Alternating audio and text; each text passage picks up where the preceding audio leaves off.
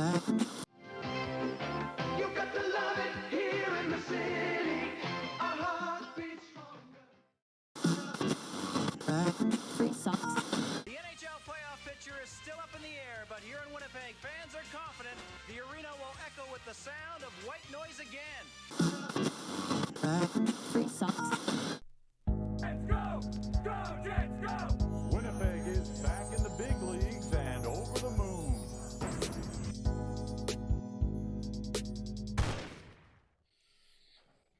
Welcome back to the Landing Strip, your Winnipeg Jets post-game call-in show hangout spot, brought to you by the fellows over here at Top Line Media and from Financial, of course.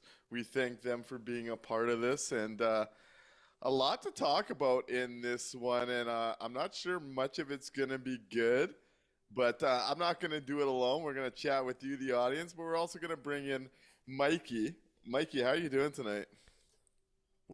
Rough. I'm feeling about as rough as the Jets played today. That was not fun to watch. This has been a frustrating stretch to be a Jets fan. So we'll get into all of the reasons why real quick. But yeah, man, that was not great. And Hulk starts us over on Twitch with a banger of a comment saying, "This game got me feeling like Mark Scheifele's hand. I'm telling everyone I feel fine, and it's a damn lie." It's time to start having some conversations. Obviously, we've really played into this historic start, but if you've listened to me and listened to the weekly episodes, been talking about some concerns coming in, and might be time to push the pedal down on the hype train. It's time to slam the goddamn brakes on this hype train. This team is more reminiscent during this stretch of hockey in which we knew it was going to be a hard stretch. We knew this was the stretch that they'd be judged by, that they look more like the fraud squad than the team that we want to go on a big run. That's where I'm going tonight. Honestly, 3-6 of their last 9 could be 2-7 in that stretch. Another game where they look like the significantly slower team. Yep. Connor Hellebuyck keeps this team in this game again, and that's becoming a more bigger trend as that this team continues to over-rely on goaltending. Yep. The power play had its struggles today. That's a nice way to put line, it. We're going to have to put on a milk carton. The org keeps going for the Logan Stanley experiment. Some really weird goals out there, like DeMello blows a tire, Morrissey gets beaten, Kyle Connor's the last person back on a 2-on-1 that gets exposed. Like, this is not good. And one thing I kept cautioning on early on, as much as we were feeding into the excitement around a historic start, was we were going to learn more whether this team has changed when adversity hit. And guess what? Adversity's been here smacking them in the face for 2 weeks now. Yep. And the response from the team hasn't been good. From Scott Arniel has been less than good. It's time to have some conversations here, man. This is a problem. Yeah, we're being fed the same lines that we've been fed for years, and then getting the exact opposite in terms of actions and results. I truly don't understand, the hesitancy to make any changes. The only changes we are seeing are befuddling. Murphy's Law is that everything that can go wrong will go wrong. I think that's the point of the road trip that we've hit at this point. So yeah, let's get into the game here. Yeah, right from the start of this one, it felt like the Dallas Stars were the significantly better team right from puck drop. Yeah. I mean, Winnipeg scores the first goal, which is funny because I saw Dave Minuk with Illegal Curve tweet out, the Jets clearly look for quality over quantity because the score was 1-0 and the shots were like 9-1. Yeah. Winnipeg scores their first goal and their only goal in this game with a shot from the corner point that was going to miss the net by 5 feet that their captain ends up getting a great tip on. That's not quality. Oh, and no. That's the one goal they generated in this game early. Yep. Great for, that's the kind of thing you want to see from Lowry, and I believe it was also Nino. It might have been Apples in front of the net. We've talked about it. We need this team to get to that slot area, get to the crease, and create havoc. So it's great on them to score a goal that way. But there was nothing quality about that look. I wasn't buying that narrative when I saw it. But this was a team, what was it, like 6-7 minutes in the game? The shots are 9-1 Dallas. Yep. And it was just like speed, waves of speed. It reminded me a little bit of that playoff series against Colorado, where it was just the Jets were overwhelmed through the slot. One thing Dallas did really well that exposed the Jets through the neutral zone as well is they absolutely burned Winnipeg on sending the high guy and sending the stretch pass all night. Yeah.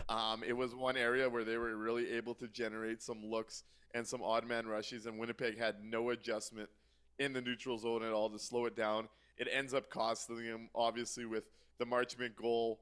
We saw Stanley's third penalty of the night be a stretch pass that he gets beat along. Yep. And it was a consistent theme in this one where Dallas Stars were looking to get the puck up as far and quick as possible and stretch Winnipeg out and then create from there. And at times through that neutral zone, we've talked so much about the Jets needing to control the neutral zone. Yep. There was times where it felt like Dallas's guys were running globetrotters and just doing what they wanted with the puck as they transferred into the Jets zone. Like, it just was not a pretty game to watch.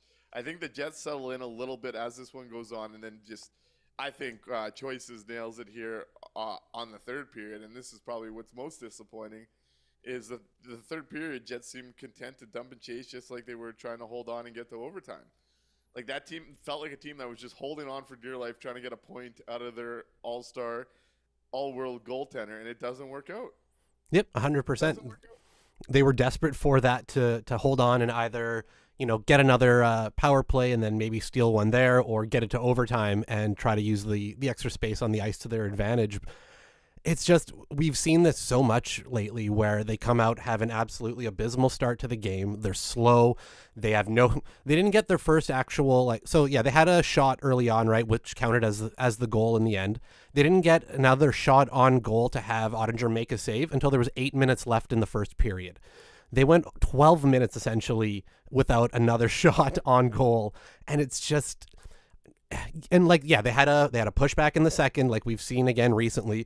But then as soon as whatever the opposing team makes an adjustment for the third period, the Jets have no answer for it, and they're clearly playing a hurt Mark Scheifele, and we've lost Sandberg, we've lost Ehlers. They're shortening up the bench. Stanley is essentially like having a less of a player, like your short one guy.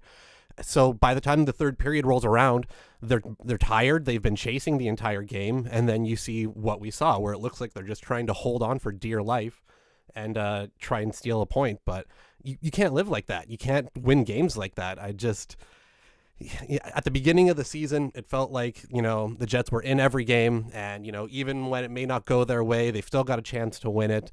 Now I'm watching each game going, oh, God, hold on, please. Like, it doesn't feel like they're in any of these really, even during the, second period pushback. Yeah, a few places I want to go. Matty Ice says in the chat, Scheifele had a whole 2 points, both assists during this whole road trip. Can someone please step in and sit in to heal for the wrist? We had talked last game. I actually liked his back 40 in that last game. Today he was just non-existent. Might as well have not shown up for the most part in that game. Top line, we have to get to a point where we all just acknowledge it is not good enough to take this team somewhere. You got your one stretch out of it. It's not coming back. If you look at this line we're approaching 700 NHL minutes. You cannot sell anybody that this is the best the Winnipeg Jets can do. And if it is the best the Winnipeg Jets could do at the top of the lineup, one of the texts I got coming into this show, I thought nailed it. I don't remember the last time I felt confident that the Jets' first line was going to be difference makers in a game. Now, I only feel hopeful it's going to be line 2 to 4. And on this night, I was texting with another buddy. Let's see if Donnie joins the chat tonight, where he had felt that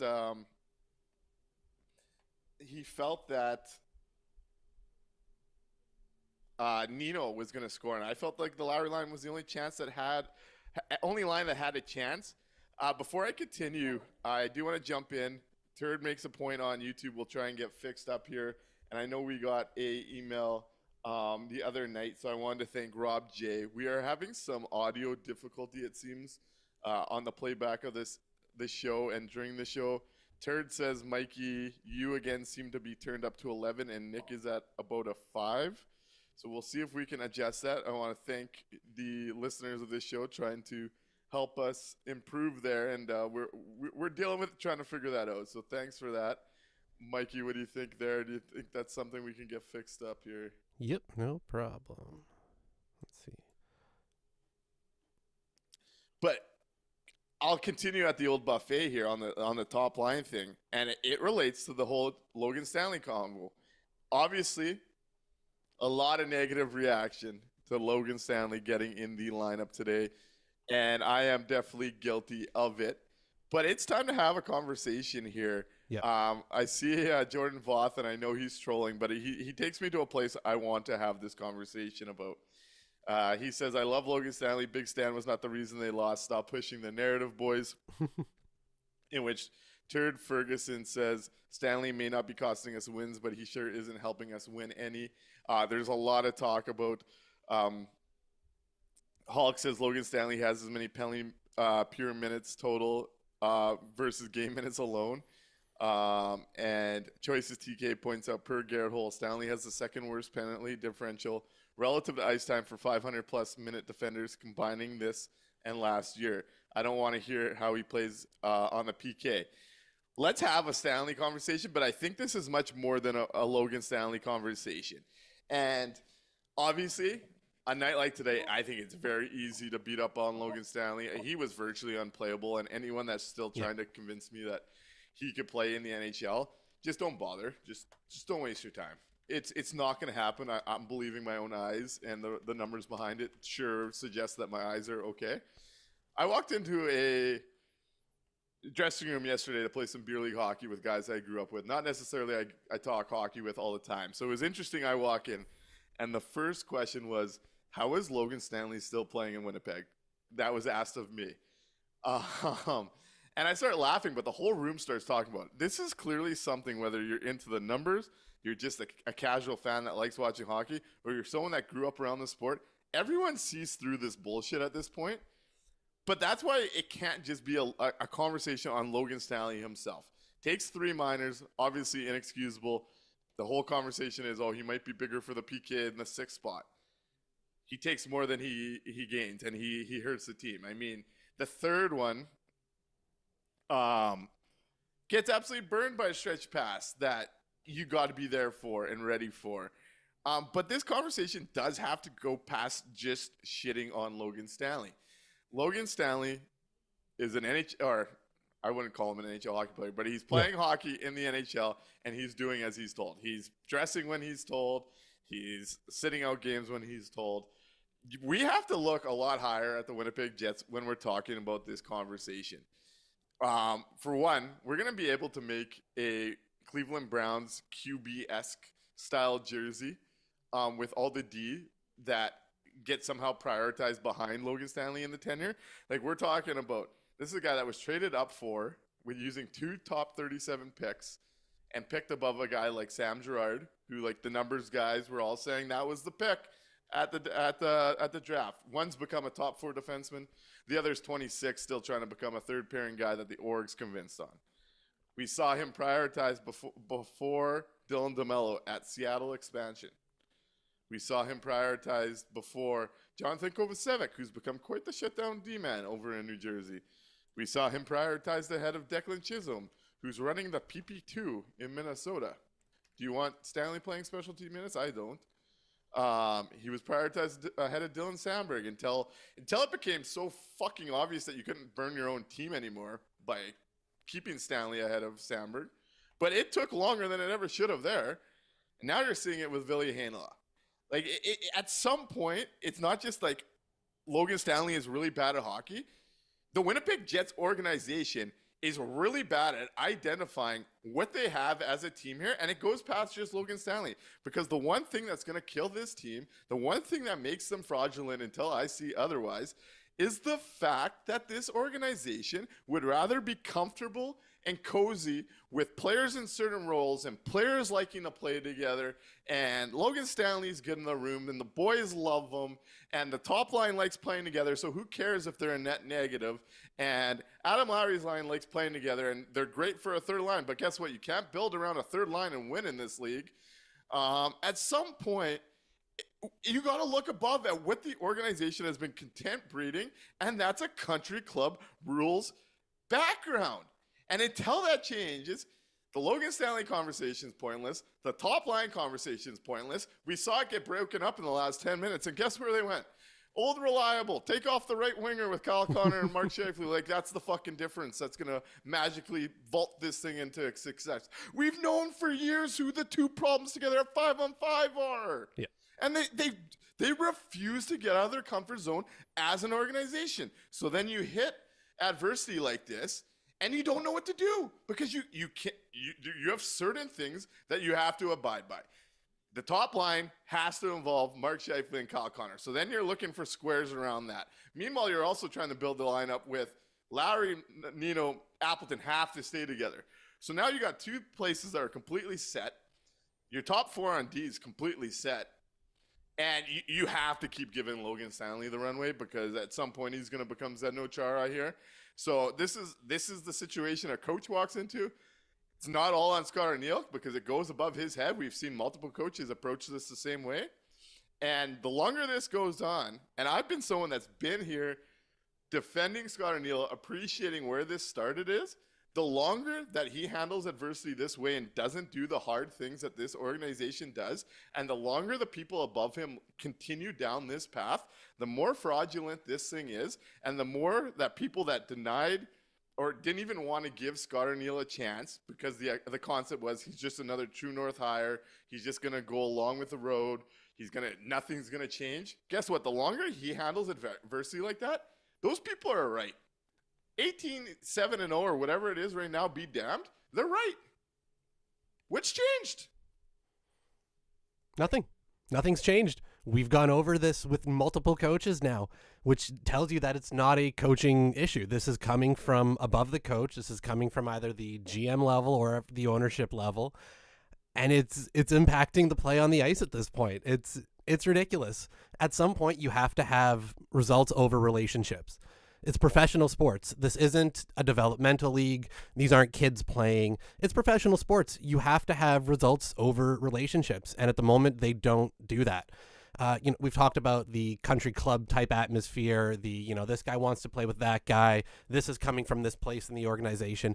It just feels so disjointed and so messy that, you don't expect a coach to be able to come in and change it. And that's probably why we get guys that are quote unquote true North guys, because that's who's going to keep moving things in that direction. You can't wait until there's 3 minutes left in the game, make a change and go, at least we tried something there, when it's clearly not working for game after game after game, right? They're 3-6 in their last 9. Their lead is completely dissolved. They used to lead the NHL. That's gone. Their lead in the Central is gone.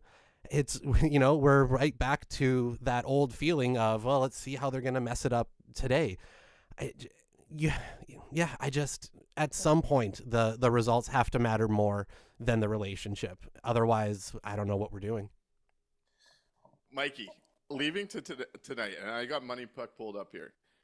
There's been 6 lines in the entire NHL that have played over 200 minutes together at this point in the season. Yep. 3 of them are on the Winnipeg Jets. Of those 3, one of them has underlying numbers and goals for, goals against that you'd actually want to keep together, and that's the Adam Lowry, Mason Appleton, Neo Niederreiter. Like, we've talked about them being this team's best line.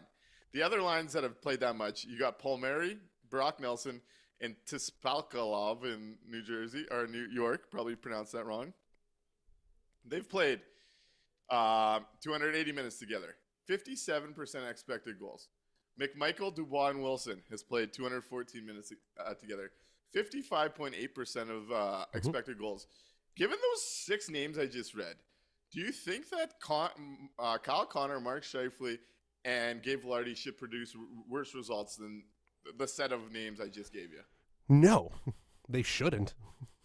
Well, they come in next year at 310 minutes with, this is in top line minutes, 50.6% expected goals, with 2.9594 and 2.53 against per 60.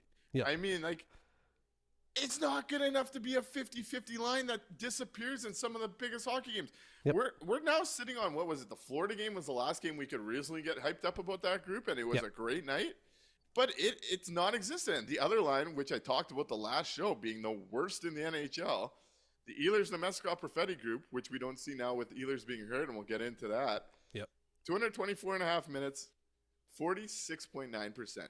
Like, it's clear your most important part of your lineup when it comes to forwards is flawed. And it's been flawed for over 220 minutes for the second group and over 300 minutes for the first group, and 200 of those again last year.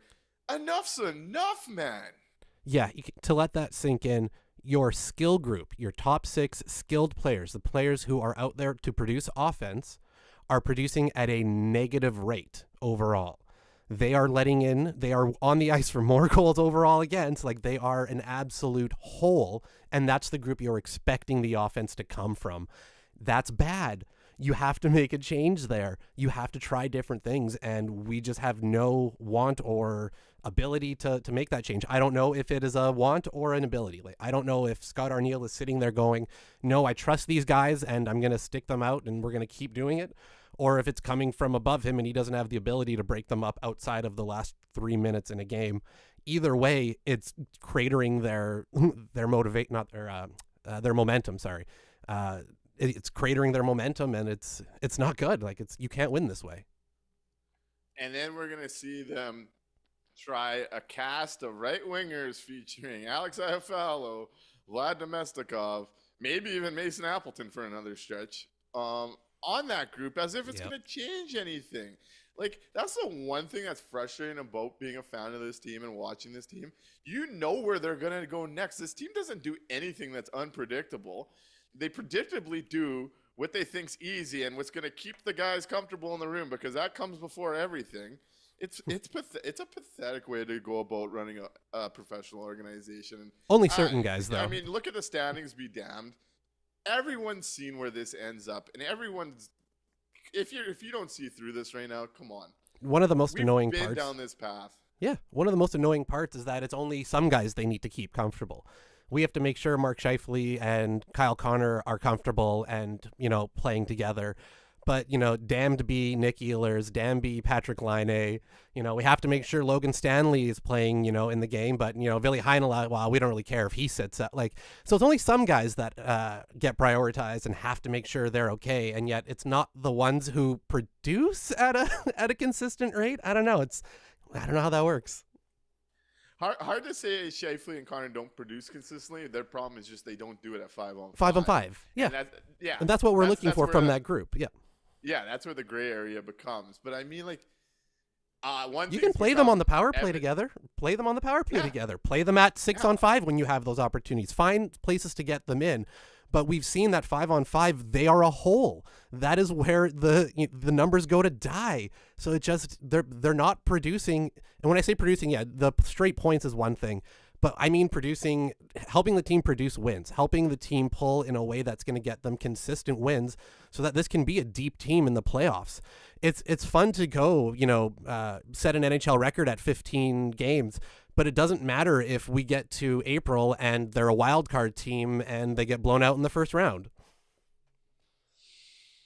Yeah, it's frustrating, and I think pseudonym Humorosa really sums this up in what we're talking about in a good way here, saying they need to realize an uncertain option is better odds than a certainly bad option. And thank you. Yes.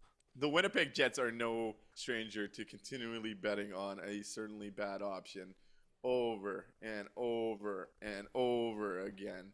And you have to call them out on it. Like, at some point, we've seen this thing go for so goddamn long. Logan Stanley was drafted in 2016. Yep. He's played 150 games in this league. Yep. What is the sell? Like, I at least I could, it frustrates me. At least I could sell myself on the idea a number one center and one of the best scorers in the league, it's going to work at some point. It's not. I mean, we've seen it's not. But you can understand why that gets prioritized within a dressing room more than a number 6 defenseman who is literally probably the 9th best defenseman in the organization at this point. Yep.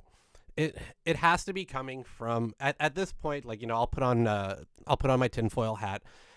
It has to be coming from somebody high up in the organization, because there are no hockey reasons to keep playing Logan Stanley.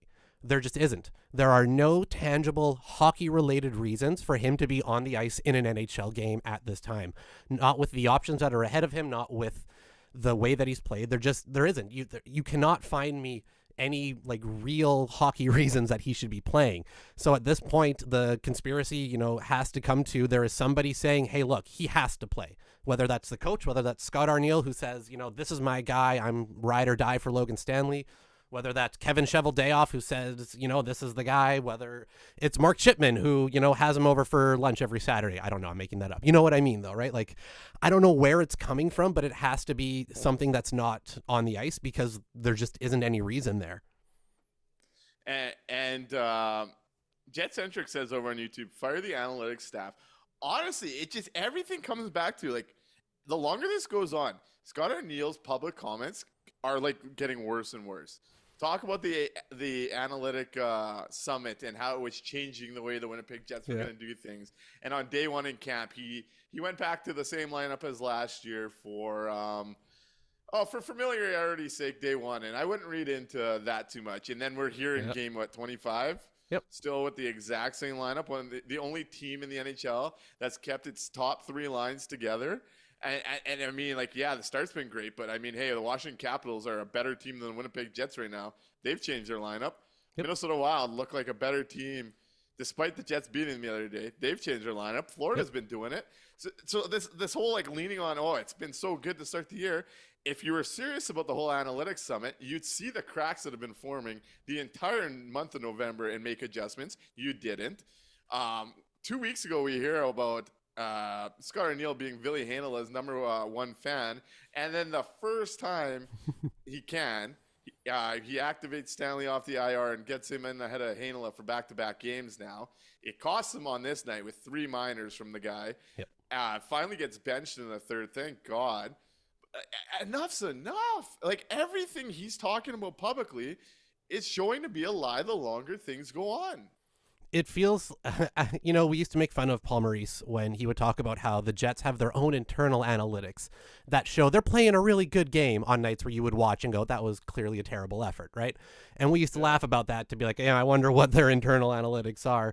I don't know. I think we're still at that point, because if you've got Scott Arniel out here talking about, we're really doing the analytics and we're checking the numbers and this has changed the way that it's going to, impact the Winnipeg Jets. And then we're right back to the things we've tried a million times that do not work. At a certain point, you kind of have to look at, like Jetcentric said, fire that analytics staff, because I don't know what numbers they're producing, what reports they're putting out, but they're bad at it because it doesn't work. The things they say are positives just do not work. I don't know if I'd go to that length, because I doubt they have any real say unless the coaching staff's going to take the info provided. It's really kind of a moot concept, so I'm not sure I'd go to that length. That being said, what's going to be frustrating out of all of this is, because this team does have good enough talent to steamroll the bad teams in the league, they're going to change nothing drastic, and their next 4 games, they play St. Louis, Buffalo, Chicago, Columbus.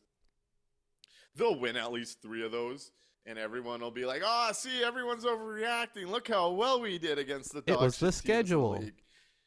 Like, and it's going to matter when you're playing the best teams come playoffs. Like, that should be the entire focus of all our conversations with the Winnipeg Jets. Forget getting into these little lulls of getting excited when they blow out some bad teams for a little bit, or the one time they beat the Florida Panthers.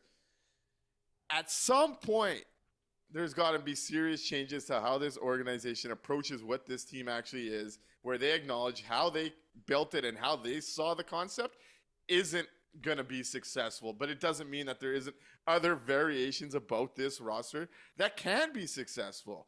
Like, they're so stuck on what they wanted this to be that they're ignoring what the reality of what it has been is. Yep, 100%. They're letting what's the expression? Don't let perfect be the enemy of good or whatever.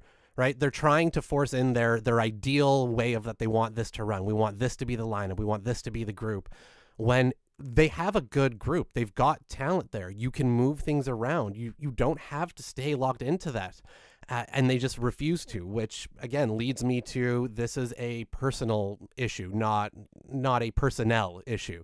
This is them dealing with relationships and not wanting to rock the boat because somebody is going to play on a different line than somebody else. Like it just, which sounds ridiculous when I say those words out loud. You know what I mean? But apparently that's where we're at. Yeah, it's one of those things, and I'm gonna pair 2 points here from YouTube and Twitch. Jordan Voss says the reason I suspect they're still experimenting is that the GM doesn't want to look bad, admitting a guy he traded up for the draft is a bust. All GMs are guilty of it to one extent or the other. In which Hulk also comments on that, say, can't be viewed as wasting a first-round pick in Logan Stanley, but it's okay to waste a first-round pick in Ville Heinola. And that's what like I can't even use that as a reason. This guy is 26 years old. This isn't a prospect. This is a guy in the later years of his physical. He's in his prime. He's in his prime. He's not a kid. I'm sorry. 8 years later, 9 years later, it does not matter what you traded back to, and you're now costing yourself the development of other first. So not only are you screwing with the rotation of D that we've lost trying to give this experiment, now you're lessening the assets you've used at that same position for years on. So you don't want to look bad with moving on from Logan Stanley, which most teams would have done at 24 years old is the standard time for teams to do that kind of thing.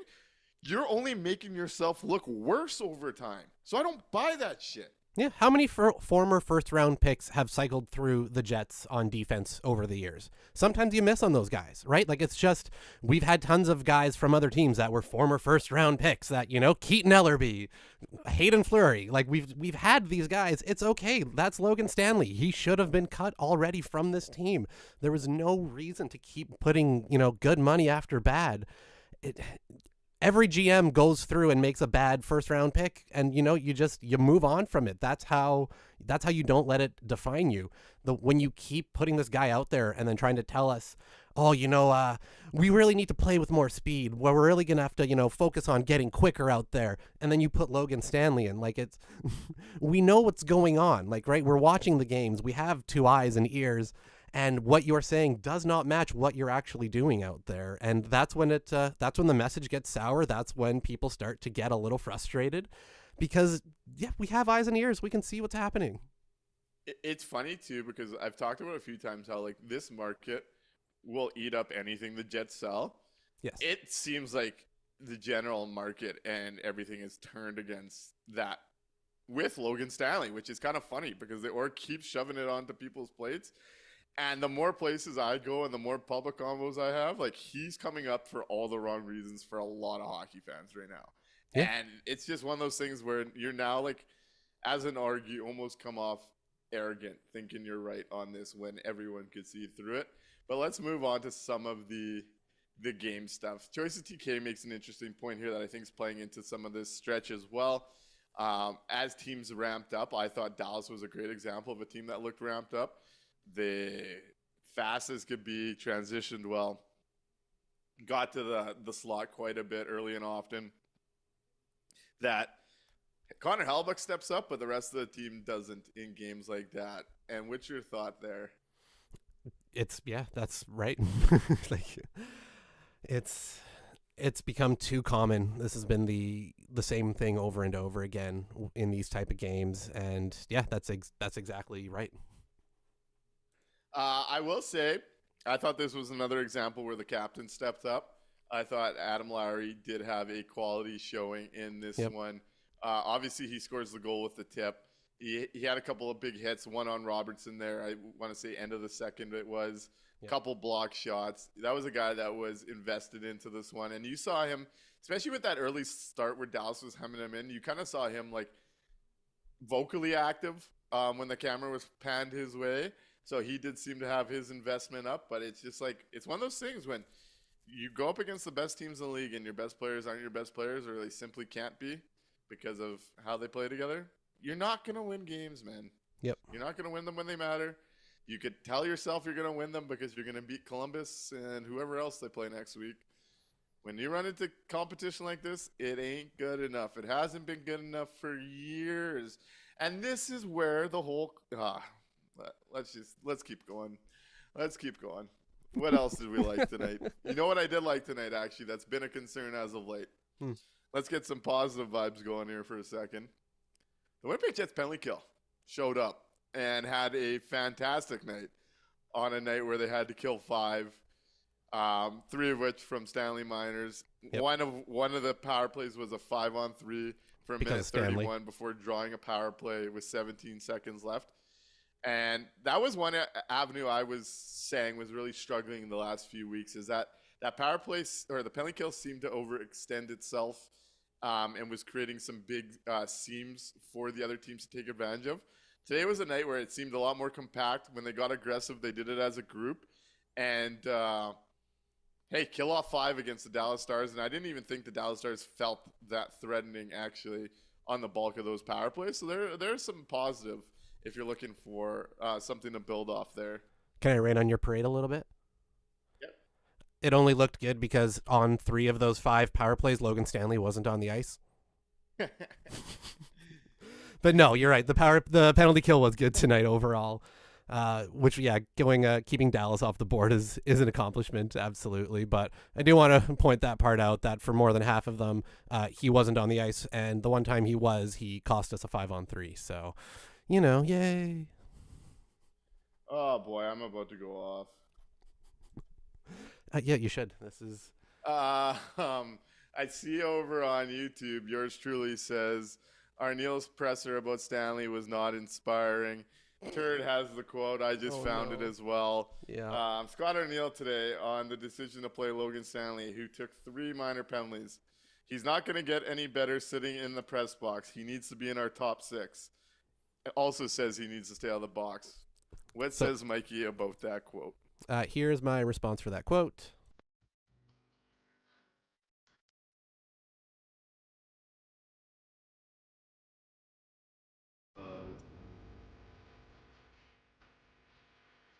Misused mistake.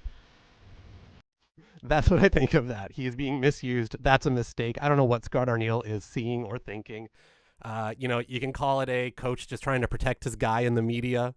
I still think it's dumb and incorrect. And again, we have eyes and ears to say he's not going to get any better sitting in the press box. Cool. Is Ville Heinola getting better sitting in the press box? Isn't that why you sit him in the press box? Oh, it's good for them to sit for a couple games and, get a different view of the ice, and they can get a different view of the game. And, nothing wrong with a young guy taking a seat and da-da-da-da-da-da-da-da. Oh, no. But Logan Stanley, it won't do him any better. And you know what? To be fair, to be totally fair, he is right. Sitting in the press box won't make him any better. Playing doesn't make him any better. Nothing makes him any better. He's just not good enough. But that's a different issue entirely. So, yay. That quote is actually just drove me up a wall, and I don't know if I might get in some trouble with a hot mic right now. To see an NHL coach of the team that I care about the most talking about Logan Stanley like he's a prospect. That's the type of quote you talk about, like your shining 21-year-old coming in. Yeah. And you're looking to protect him as he gets comfortable. This is a guy that was drafted in 2016. It is December 1st, 2024. We know what the fuck he is. And it's not a top 6 NHL defenseman. He's not going to get any better sitting in the that quote, you simply insert Hainola's name, who's younger, who still has untapped upside, who has never gotten a run. They've given this guy the world, and this is what they've gotten from it. And he's going to get more. Yep. Like, this all ties in to what we were talking about just a few games ago on the Turd Ferguson conversation with trading prospects earlier then. Yep. What is Heinola still doing Winnipeg in Winnipeg leading into this year, if you knew full well that Logan Stanley was going to be a guy that was going to continue to get every opportunity at the number 6 spot, what is he still doing here? Why is that piece not used to upgrade this team? And it's funny. Some people, I think I might have nailed the take at the end of last year, and I got a lot of pushback from a lot of people. But my take was when Stanley got inserted for Nate Schmidt right before the playoffs started, and they went to that the Sandberg Stanley pairing, which made no sense when Sandberg and Schmidt were one of the best, if not the best, third pair defensive pair in the NHL last year. Everyone talks about Sandberg costing Brendan Dillon his roster spot in Winnipeg. The Winnipeg Jets 100% think that Logan Stanley could be a percentage of Brendan Dillon at less money. You cannot convince me otherwise at this point. It wasn't just Sandberg. This organization has Logan Stanley's head so far up their asses from a 2016 draft, they think he's able to replace what Brendan Dillon brought, which is absolutely batshit insane. I'll even go a step farther, and I've said this for years now, and I've taken flack for it. But the NHL, like the Winnipeg Jets, don't have an ability to identify NHL caliber defensemen. They just don't. They've gotten lucky a couple times on a few of the drafts, and they've been able to acquire guys here and there, but they've never been able to consistently identify NHL talent on D, and they make these really boneheaded personnel decisions when it comes to it. Logan Stanley is a result of that. He's not the only issue there. And it's widespread now. It just kind of is. And it's frustrating. It's really, really frustrating to watch. And I don't really know what to do about it anymore. He is 26 and a half years old. Yeah. He's in his prime. He should be, if he's an NHL player, he's in his prime. He would be out there in the top 4 logging, 25 minutes in a game. He should, but he's not even, at this point, he's not Zdeno Chara. He's not even Tyler Myers. You know what I mean? And Myers wasn't that great defensively. And we've decided, though, that he is going to play in that spot no matter what. Honestly, there's part of me that's kind of, let's add this detail to it. Hulk points out this detail. Keep in mind, this is a guy that's asked out of here multiple times, who had his agent leak right before the trade deadline like he was going to be a big, sexy piece that he wanted out of Winnipeg. And they're just bowing to the altar of this guy. It's insane. You know what? The one positive in all this, we didn't have to wait for January or February to for this org to show us that they still have their own heads up their own asses and that this is a fraud squad. Should we start putting the merch back up for grabs? I'm sorry, guys. Like, the record be damned. I'll take the Winnipeg Jets to be in 4th in the Central by around the deadline time if this is how they're going to approach things. Until they show me that there's an actual brain in this organization that's willing to have some hard conversations and do some hard things, this team's going to keep going backwards. We know what this team is. Yeah. We know what this team is. Yep. They're a talented group that can get hot here and there and put up some wins on lesser teams. But as soon as they come up against a team that either has speed or a team that's willing to be aggressive in the neutral zone, they collapse. They don't have a way to adjust to any of those things because they're not willing to make any adjustments. It's the recipe is out, right? The words are out. Everybody knows how to beat the Jets now. So if you do those things, there's a good chance you'll be successful. Yeah, and I'm certainly looking at Scott Arneal's quote a little different. Thanks, Turd, for bringing that up. Yep. I had said I really like the idea of we are who we continue to be. Remember, that was the quote I was bragging about. We are what we repeatedly do. We are what we repeatedly do. That was something that I kept repeatedly being pretty invested into. And yeah, you know they are. You know how I'm looking at that quote right now? They're right, and they are who they repeatedly do for all the wrong reasons. And it's why, come April, we're going to be talking about 5 or 6 games in the first round again, because the Winnipeg Jets, from the top of the organization at Mark Chipman and Kevin Cheveldayoff, down to the coaching staff, down to the leaders in that room, down to the top line, down to the 25th man, They are who they repeatedly are. They are what they repeatedly keep doing, and it's getting in their own way. And there's just no way around it. I'm sorry. I've seen this story. I've seen this mess. That's the one thing about coming in with mostly the same roster. We know what this ends up looking like, and guess what? It's already starting to look like that, and it's November. Yeah, I commented at the end of the game that this feels much more like Jets hockey again. This feels like the very frustrating group that we've watched for years and years, that are talented, that we know can do well, but are put in unfavorable situations and then find ways to lose. And it's frustrating because they're better than that. That's the issue, right? If this was just a bad roster, we could sit here and go, you know what, that's not a very good team, and, you know, chalk up and move on. But that's not the case. They have good pieces. If they would put them together, I'm not sitting here going, I have the answer. This is exactly how they fix it.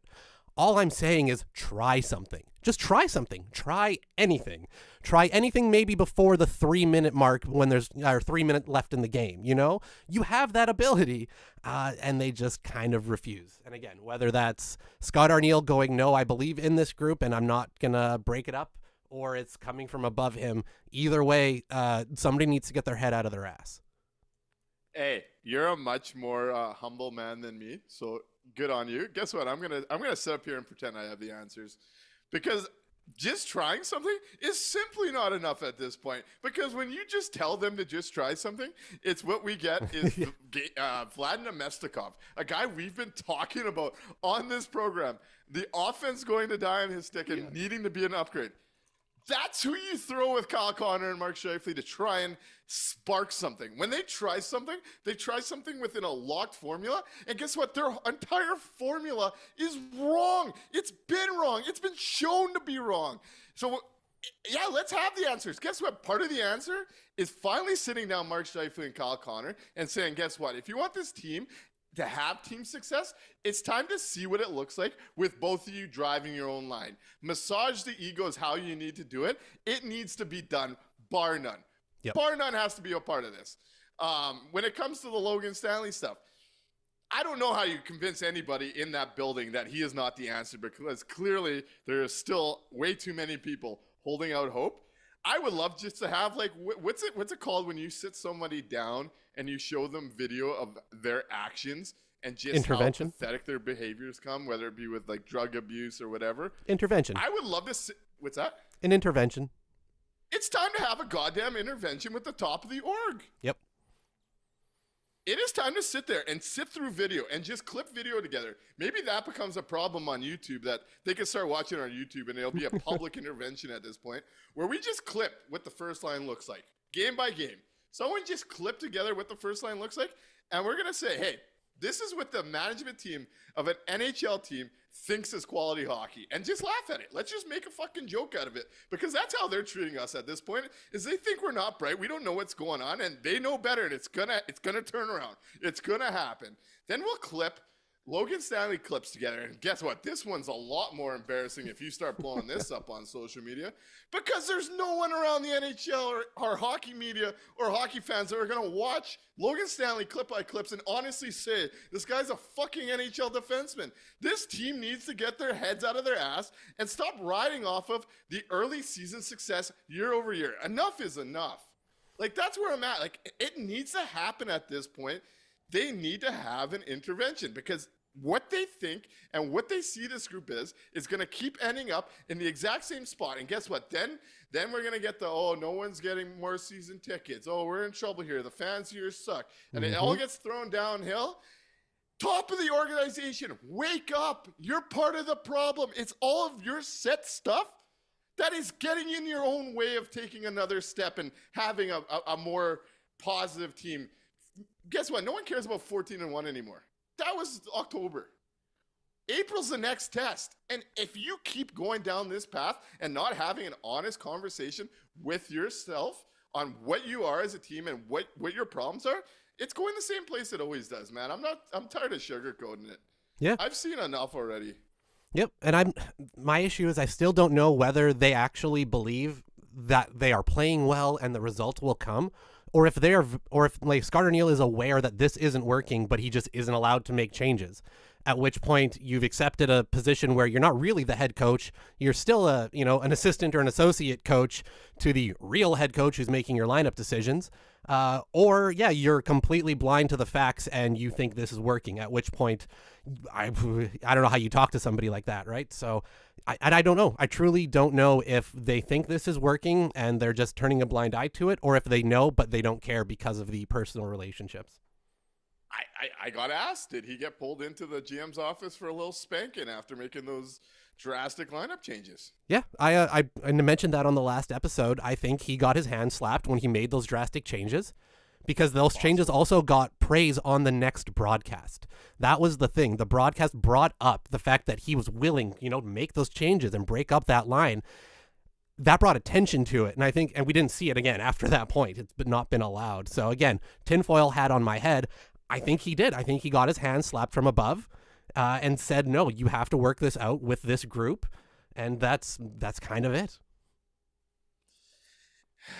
This was a good vent session. This is sometimes why Top I line need a good therapy. 24 hours before a podcast recording. But man, as this news keeps coming out, what we're seeing, we've been here so many times. And guess what? This is where this leads. And this is why it's frustrating. And this is why we have these conversations so much, is this is going to lead to a first round exit, 4, 5, 6 games. The Western team that gets the Winnipeg Jets will be awfully excited about it. And then they're just going to go down and bring the same group back more expensively, get older, and we're going to be talking about the same thing for the next 4 or 5 years. Yep. It's going to be the schedule. It's going to be the travel. It's going to be, it was a compacted season because of the tournament. It's going to be, there's always going to be a different excuse why they didn't break from the status quo. And it's just painful at this point because the status quo hasn't worked. This group has been together for a long time. And at a certain point, you have to try something different if it's not working. If it was, then if there were banners hanging in the rafters right now, and this was just a bad stretch, yeah, you know what? Stick with what's proven to work a little bit. I can give you that little bit of extra leeway. But at a point where this group has not won anything together, you can break it up. You can try something else. It's okay. And they just, again, personal relationships, I think, are what's standing in the way, but it's hard to say when you don't have that, right? Yeah, it is what it is at the end of the day. I'm sorry, Phyllis. I cannot buy the idea that Arnie managed it with lower ice time for that line, and they are doing what they can. Doing what they can is making changes. Full stop. Full stop. And travel was part of the factor for the subsequent losses. Every team goes through travel. Yeah, this was a long trip. I just can't. 3-6 in the last 9. At some point, you can't give them every excuse in the book when we've seen this for years. Yeah. And the big issue that really kind of started us down this path, Phyllis, in case you missed it earlier on, it was Scott Arniel's comments when he was asked about Logan Stanley's play tonight and if he would continue to play or if Ville Heinola would be coming in. Arniel's comment was that Stanley won't get any better sitting in the press box, which is really kind of what sent us down this path here of just being a little frustrated because you have somebody who is sitting in the press box right now who has shown far better results at a younger age, and you don't apply that same level of thinking to him. For him, it's fine to sit in the press box for long stretches, but Logan Stanley can't. It's the disconnect that we're really kind of upset with more than anything. And Scott Westman points out, and this is why you can't just throw this at the coach's feet. 3 playoff rounds in 13 years. Who's run this team all those years? Yep. And Kenny's Waterball says, and this is how I feel about this stretch. 3-6 in the last 9, and Hellbuck stole one of those wins. Times aren't good right now. Yep, 100%. We are a far stretch from that first 15 games. This is not, that was a magical run and things were wonderful at the time, but we kept pointing out these little things of like, hey, we kind of need to watch out for this because this could be a problem. Hey, we kind of need to watch out for this because this could be a problem. And those have all started to snowball together, going all the way down to a point where, we are 3-6 in the last 9. Our NHL lead is evaporated. Our Central Division lead is evaporated. And the way that they're playing, it's not like you can look at it and go, oh, I've got hope that things are, quickly going to turn around. They haven't shown us any reason to think that the next game outside of, being against lesser competition is going to be any better. And I'm not so worried about what the, final score looks like in the next game. I want to see how they're going to play. How are they going to look on the ice? What are the lines going to look like? Because if the lines look like they did again to start this game and the effort looks about the same, but they squeak out a win, that's not a reason to celebrate at that point. That's going to be a continual reason to look at it and go, we're in trouble. Yeah, let's do the 3 stars and let's get out of here. I have to jump into some studying for the rest of the night.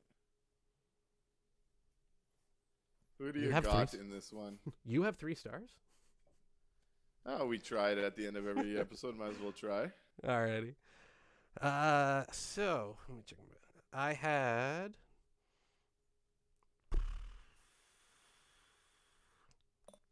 I'll let you go first. Okay, I'm gonna go first star right off the bat. Connor Hellebuck keeps this team in it. A lot of quality looks in the slot. He was great in this one. Let's go with Adam Lowry, 2C and 2-star. Like I kind of said, I felt brought the physicality, had some big block shots, obviously gets the goal. He looked like a guy that was engaged and ready to play in this one. And 3rd star, I'm going to give to Logan Stanley for the hat trick of minors and being able to still convince this organization he's worth betting on. So clearly he's good at something within the room. Yeah, that's pretty good. All right, I will go 3rd star. Rasmus Kupari, he's fast. 2nd star, Connor Hellebuck, he makes save. And number 1 star, Adam Lowry, he got that goal, and he was the only skater who looked halfway like he cared about what was happening on the ice. You can tell I'm grouchy. It works for me. Bit of a vent session in this one. The Winnipeg Jets will probably turn their schedule around, looking at who's coming up. And we finally get a home game. I'm looking forward to actually being back at the rink and watching some live hockey rather than this extended road streak, though it's only 1 game before heading back on the road. We'll be back Tuesday after the Winnipeg Jets take on the St. Louis Blues. Right on. Good night, everybody.